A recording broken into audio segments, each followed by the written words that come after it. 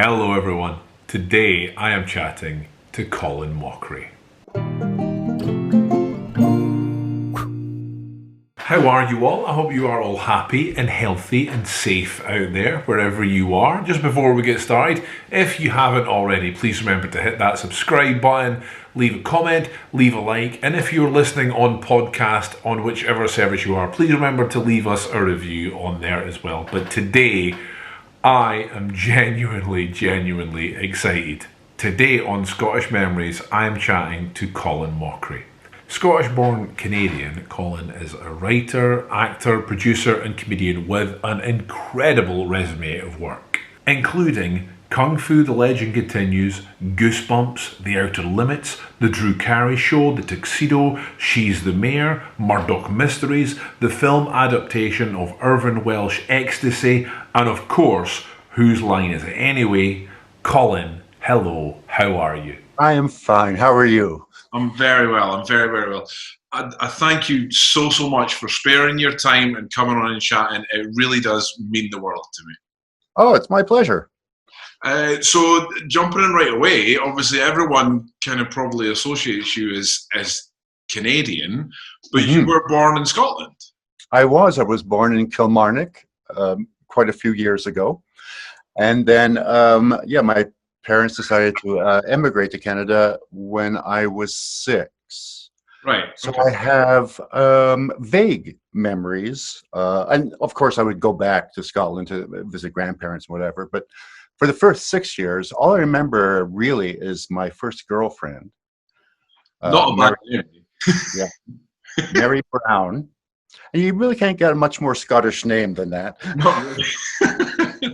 Wait there, the first girlfriend, and you left at 6. You started young, sir. Well, you know what? She was holding me back. I felt I had to sow my oats. So I think your dad worked. His job took you over to Canada. Yeah, that's correct. Actually, no, he wanted to go. Oh. A lot of and my wife has a very Scottish family too, and her grandmother, I think, moved to Canada when she was 16. She died when she was 92 and still sounded like she just came off the boat. She hung on to her accent and hung, like so many Scots do, just hang on to the traditions. And my dad wasn't like that. He felt Canada was a better place for his family for some reason. So he decided to move, and he had some friends there, and I think they sort of talked him into it also. It's funny because my wife's gran, she's Italian, but she has lived here in Scotland for 60 years. But that accent is Italian. It has not left. She has hung on to it, tooth and nail, just going, no, I am Italian. Yeah, I mean, and it's, as I said, my dad didn't have that, and yet growing up, our house was filled with velvet paintings of pipers. We had the Black Watch playing constantly. So there's something in Scotland that doesn't let you leave it behind. There's definitely a strong connection as well with Canada, especially in Scotland, because a lot of Scots went over to Canada. And is there a big community of sort of expats or people with heritage over there? Oh yeah, there's a big Scottish, like all across Canada. Especially, I grew up mostly in Vancouver, and on Vancouver Island, like Victoria is almost more British than any British city, and heavy Scots. So many Scots, bakeries, and which I always loved because it was the place for me to get potato scones and real Smarties. It's funny. I can't remember who I was chatting to, but me and my wife went up to Fort William a year or two ago, and we stayed in a small bed and breakfast thing. And they came up and they gave us a beautiful fried breakfast, which, you can't get much more Scottish than that. But she did come up and say, oh, and by the way, and this is Fort William. This is up in Scotland. And she went, and the specials today are tatty scones. And I went, I'm sorry, what? Thai scones is the special. Okay. Yep, I'm with you. Nothing wrong with that. So, do you have the memory-wise? Obviously, that's young, 6. So you probably don't have a lot of growing up memories in Scotland. But you said you came back a lot. Is it still something you hold dear? Oh, absolutely. My grandparents, every year we would come back. They lived in Glasgow by Bellahouston Park. So we'd always, and there was a little girl downstairs we were all sweet on. So I know Scottish women. I don't know. I am noticing a trend here. There is. So I would always love. What was odd though, we would come back to Glasgow, and I would spend time with because when Scottish people go to see their family, it's a 6-week commitment. There's never, I'll see you no, they just stay with you for 6 weeks.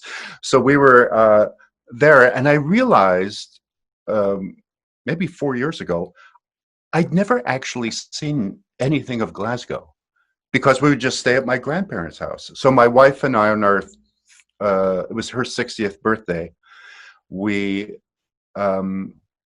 spent 2 weeks in Glasgow, just being sort of tourists and looking around. And we took the Royal Scotsman for a trip, which was great. So yeah, it's all, and I've done the Edinburgh Festival a couple of times, and Edinburgh, one of the most beautiful cities in the world. And I'm biased that way, so yeah. Yeah, oh, it is. And, any city that has a castle in the middle of it, you gotta give it props. Yeah. So I would always have fun. I love Scottish people. They're just I don't know. I just love listening to them talk and talk. They all have a story. A lot of times it's some really morbid story. It's great. We do tend to have a dark sense of humor. A little. Oh yeah, absolutely. We can tell the saddest story, but somehow it'll finish with a punchline. You know what I mean? Yeah. Oh yeah. My parents are the most morbid people I've ever. But it helps. It's the weather that does it to us, though. If it's always grey and dreich, it's going to go onto your personality a little bit. That's true. It's how we rise above it. Yeah. Although I have to say, moving from Scotland to Canada, you kind of went from rain all the time to heavy snow. I can imagine it couldn't have been that much of a. Yeah, and I ended up in Vancouver, which is heavy rain all the time. So I guess part of it was, oh, yeah, this is where I belong. Just wet and a little depressed all the time. Yeah, that makes sense. So coming back, is there certain things that you look forward to when you do get a chance to come over? Or is it just, especially now that you're really only just had your first touristy thing in Glasgow a couple of years ago, is there things where, I miss doing that, or I miss that? I've always planned to go back to where I was born, because I don't think I've been there since that happened. So I'd like to go back to Kilmarnock and just have a look around. I'd like to explore a little more. We've, my wife also has a Scottish family, so we have looked around a lot of places in Scotland. We'd like to see more. We went on castle tours, and I think she's been to the Isle of Skye. I haven't, so we may have to do that together. Skye's beautiful. I've been there once, and it really is. It really is lovely, and holds a lot of history with Bonnie Prince Charlie and things. Yeah, there's a big history of that. So it is. If you haven't been there, yeah, I do recommend it. It is beautiful. It is beautiful. All right, I'm going to write that down. So, like you did touch on there, that you've played the Edinburgh Festival a couple of times. Yes. I mean, it's quite an experience, isn't it? It's I always liken it, like Saturday nights to me always seemed like that scene in Gone with the Wind where they pull back and you see all the soldiers that have fallen during the battle, because there'd just be people lying on the street vomiting most of the time.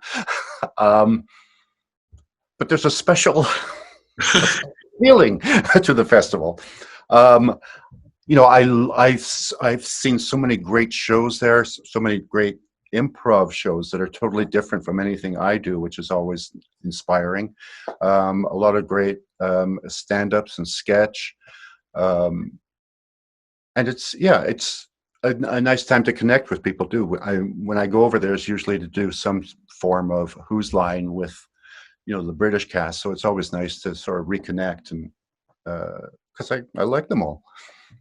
Yeah, I mean, obviously, you were here with the original Who's Line back in Britain many years ago now. Well, not that long, but a few years ago now. And then obviously it's doing incredibly in America now, because I have to say I try to watch it whenever I can. But as I mentioned to you before, that I've done nowhere near like you, but small bit of improvisation in my time, and it's a skill. So it really, it's brilliant to watch. So I look forward to it. That was just me bigging you up a little bit there. Oh no, I like it. Feel free to keep doing that. So the Fringe, it's not on this year. I'm not sure if you're aware, but you could probably guess that. Yeah, I figured with the stuff that's going on, it would be difficult. Yes. Yeah, so we're because obviously, as you're aware, we would have been right in the heart of it right now. It would have been full on. So the city's got a very different feeling this August compared to normal. So it's there's little things going on here and there, little light festivals, and some things are happening online, but obviously nothing like it would normally be. And when you try to explain the Fringe normally to people, it's difficult, isn't it? It's really is a unique experience. Yeah, you have to go there. It's one of those things. Everywhere you look, you see something. It's just there's always something happening around you on the streets and in the theaters, and I love it. It's a very exciting time to be there. If someone was going to come to the Fringe, what would be the one thing you'd say, just to do? First, I'd say pace yourself with the drinking. It's really easy to get caught up, and pace yourself. But yeah, I would. Oh God, I mean, there's just so many things to do. I always loved the little shows that were sort of in a room somewhere. There was one I saw. The first Fringe I did, there was like 14 of us in a flat somewhere, and he said, "I'm doing a show, so come see it." So it was it was just a room somewhere in Edinburgh, and there was like maybe 15 people, and he did his show, which was him talking about this trip he went on to Brazil, and how he met this woman, then somehow got involved with eco-terrorists, and just all these incredible stories. And I saw him afterward, and I went, "Wow, that was amazing." And he said, "Oh, thanks." He seemed so depressed. I said, why are you down?" And he said, "Oh, I totally forgot to tell the story about having to do Shakespeare for the Nazis." And I thought, okay, that would have been my closer. The fact that you forgot that story just shows you the wealth of stories he had. Those are the things I love, these little shows that you just kind of stumble upon and are amazing. I'm a little bit stunned there, a little bit. I don't usually get lost for words, especially when I'm talking to someone, but it's like, how can you forget that you did Shakespeare for the Nazis? That's the thing. So I'm kind of thrown off a little bit now. So, did your parents hold Scotland fondly? Did you find that a lot of Scottish things were translating over to Canada when you were over there quite easily? Oh yeah, absolutely. We kept, my grandmother would send us care packages almost, with the People's Friend and Maltesers and opal fruits for some of the older people out there. As I said, there was always bagpipe music playing, all the, they were just constantly being Scottish. So, a lot of the sayings would stick. So when I came to Scotland, it was like I was never thrown. Some of my Canadian friends would go, "How can you understand these people?" They said, "Well, they're my people." That's it. They're my people. It is funny, the sayings and things, because I went to college. I went to drama school in London, so obviously I had to move down to London, and I moved into a flat with 3 guys and 2 girls. And I remember early on at night time, I just went, right, I'm going to my bed. That one sentence threw them completely, because they were like, yeah, of course you're going to your bed. You would, because I'd went, I'm going to my bed. I hadn't said I'm going to bed. Yes, no. They're like, yeah, of course you're not going to my bed. Why would you? I'm like, and it took me ages to figure out what they meant, because I was like, what? Yeah, I'm going to my bed. What's the big deal? It's funny, these little things, isn't it? It is. It is funny how often speaking the same language as someone can be so confusing. It really can. It really can, especially when it comes to little sayings, and just a one-word difference like that can really throw someone off completely. Yeah.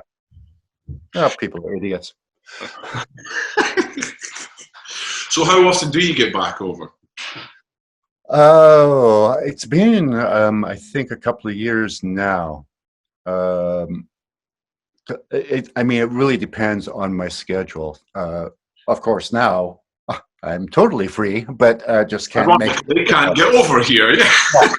So, but hopefully, one of the shows I've been touring, I think we were getting some dates in the UK for next year. So I'm hoping that can still happen. That's cool. That's cool.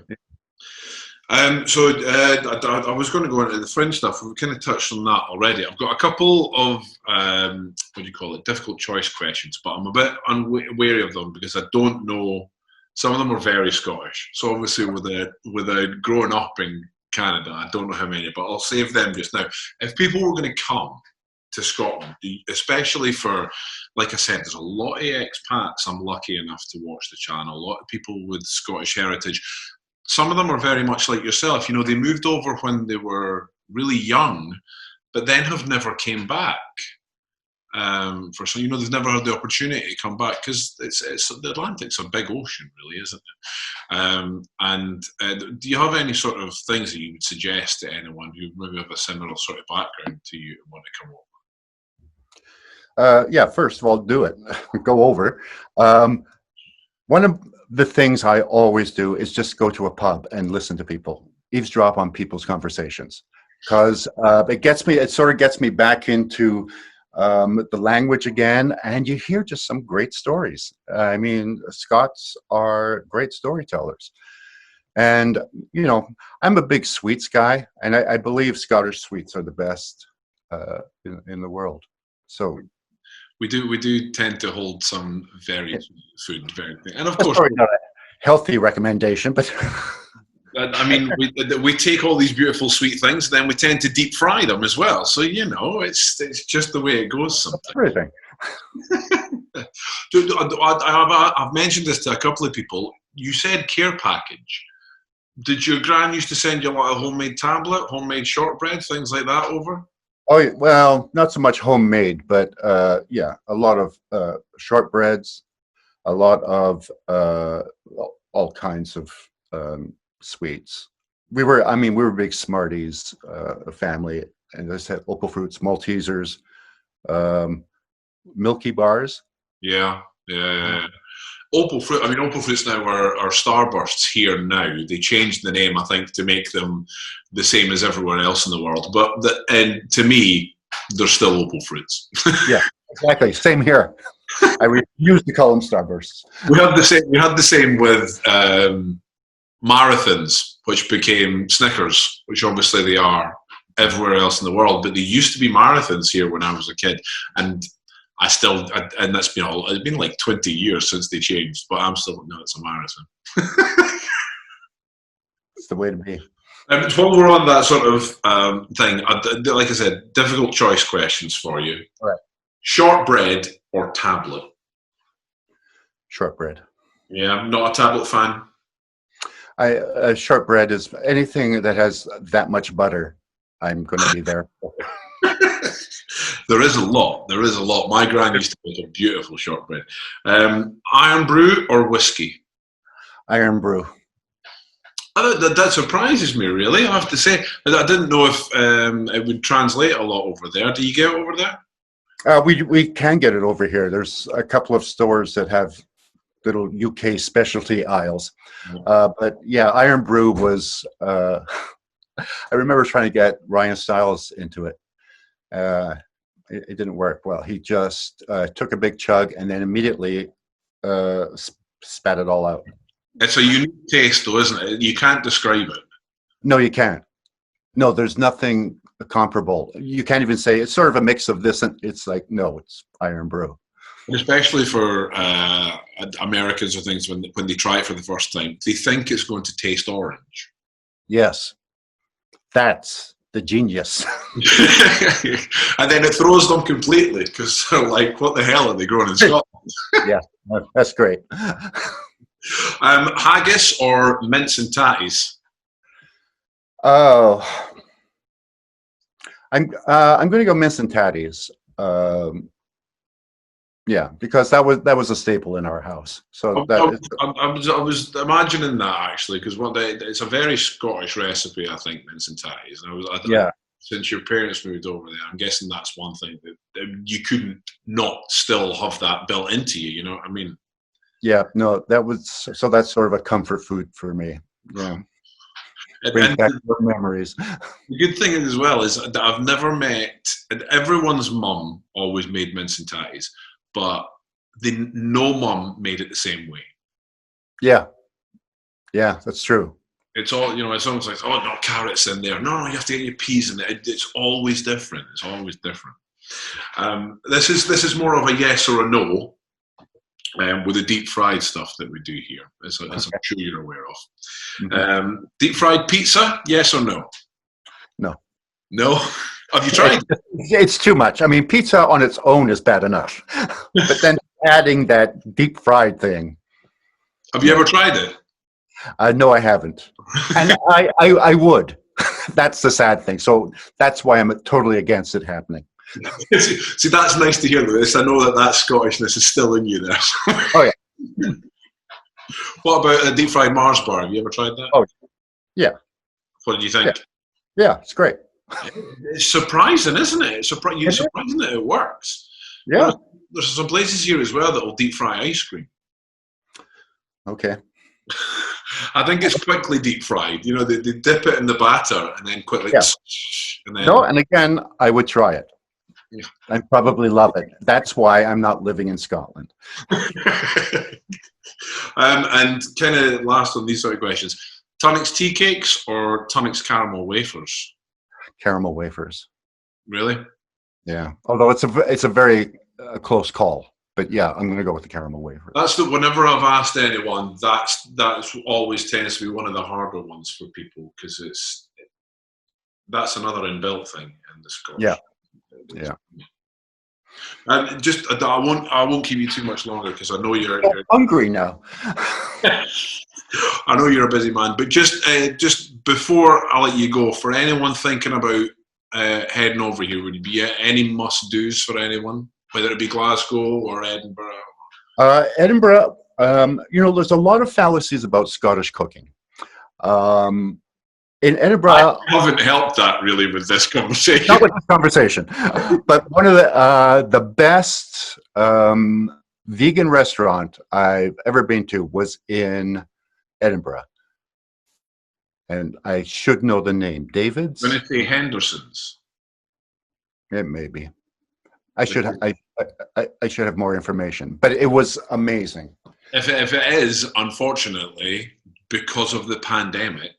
Oh. We've lost them as of just like 2-3 weeks ago. And I think it is because it is one of the, and it's been about since the 60s, is one of the best vegetarian and vegan restaurants.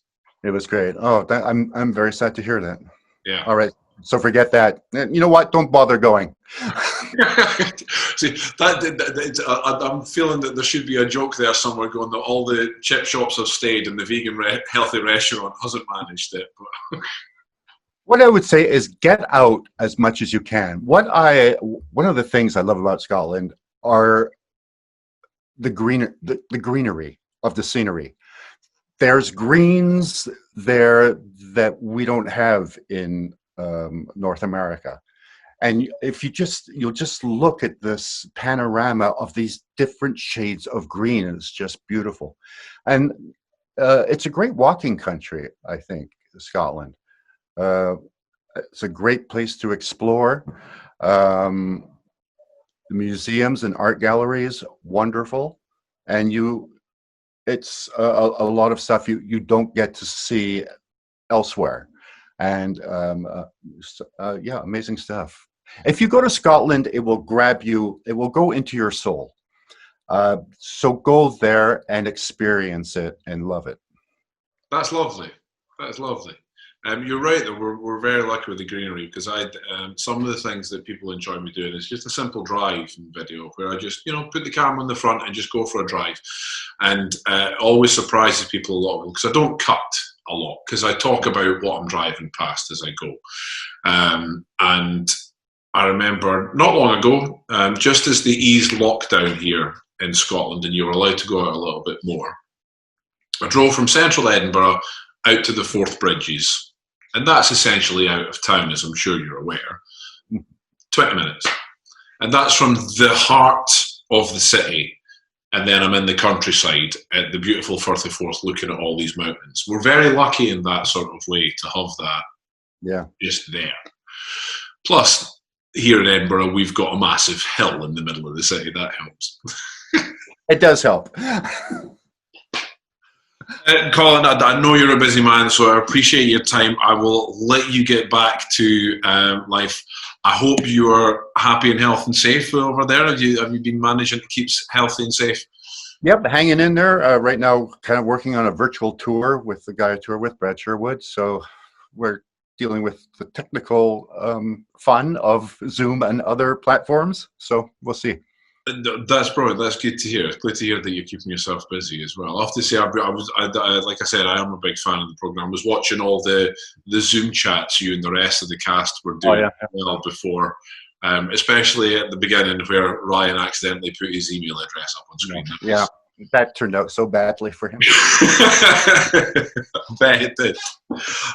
Keep yourself safe. Thank you so much for sharing your time with us. Oh, lovely talking to you. That was brilliant. It was a genuine honour to get a chance to chat to Colin there. I am a massive fan of Whose Line's It Anyway, have been for many years. So getting a chance to chat to him was brilliant. And for me as well, getting a different side of this normal conversation, because chatting to someone with Scottish heritage who hasn't had a chance to grow up here but obviously still holds it dear is very interesting to me to listen to and have a chat to. So thank you so much to Colin for being kind enough to spare his time to chat for a little while there. I hope you've enjoyed that. If you did, please remember, hit subscribe, leave a like, leave a comment, and wherever you are, stay safe. Till next time, bye humans.